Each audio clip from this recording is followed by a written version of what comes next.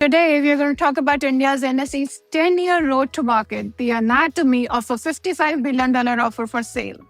It's about how a record 20 bank syndicate, a cleared regulatory settlement, and a 178,000-strong shareholder register is shaping the largest exchange listing in Asia this year.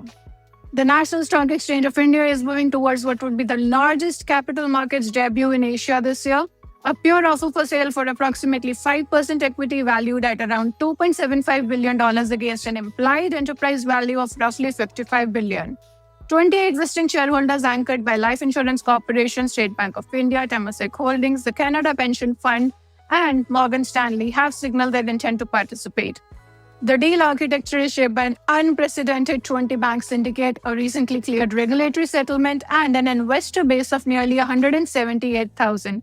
That makes the orderly distribution mechanics amongst the most complex ever that is attempted in India. Let's wrap up this video with what to watch out before the pricing. The DRHP filing is expected within 4 to 6 weeks of NSE's Q4 and the full year 2025 results, possibly placing the document with SEBI in May or June of 2026. However, the SEBI's whole-time members must first ratify the settlement recommendation.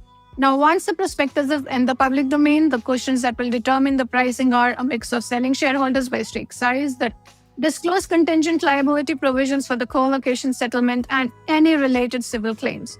The final negotiated discount to unlisted market reference points and the anchor book composition, particularly the participation of large global pension and sovereign wealth allocators who do not currently hold unlisted shares.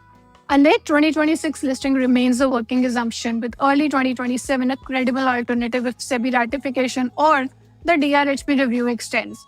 Either window places the transaction at the same calendar year as Reliance Jio platform, structurally crowding the institutional capital available for marquee Indian primary market issuance and creating a competitive bid for anchor commitments.